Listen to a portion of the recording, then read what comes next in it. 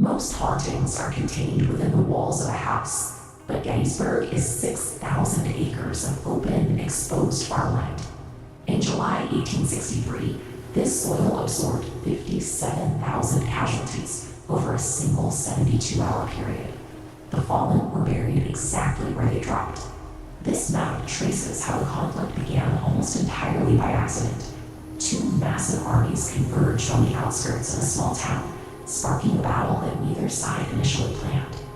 Reports of anomalies began on the very first night of fighting, long before the battle had even concluded.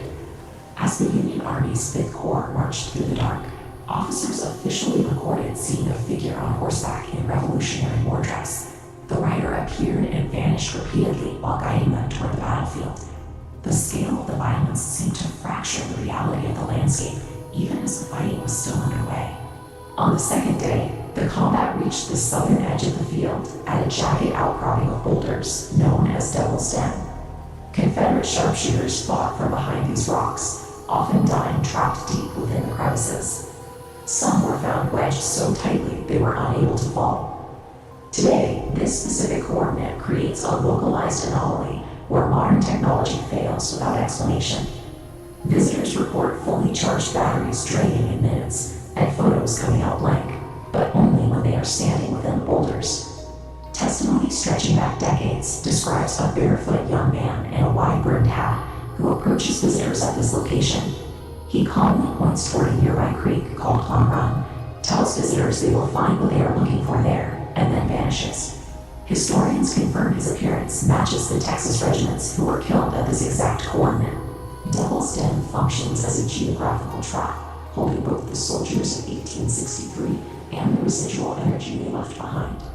The third day of the battle culminated in Pickett's charge, where 12,500 soldiers marched across open fields directly into concentrated artillery fire.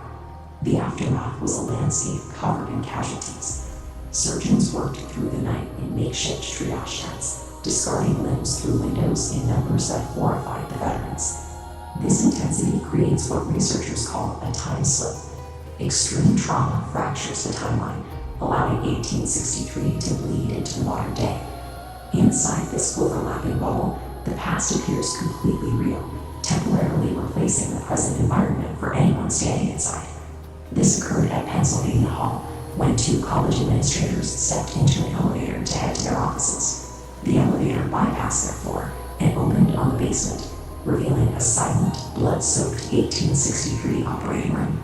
Both witnesses provided identical descriptions of the scene. A second slip was reported in Hospital Woods, where a visitor sensed and spoke with two specific wounded soldiers. She correctly identified their names and regiments, despite having no prior knowledge of the soldiers who were treated at that site. The violence of the third day reached a scale that seems to have broken time itself in specific locations across the field. Gettysburg defies normal classification because the haunting resides in the physical saturation of 6,000 acres of dirt. This landscape holds a concentration of residual energy produced by trauma on a scale history rarely sees. Over 1 million tourists visit annually for a history lesson, yet many leave having experienced the phenomena firsthand. They leave with anomalous photographs, recordings of artillery from empty fields, and intense encounters on quiet roads. Gettysburg remains a deeply active and unresolved environment. When you walk these misty fields at dawn, you are sharing the ground with a history that is still present.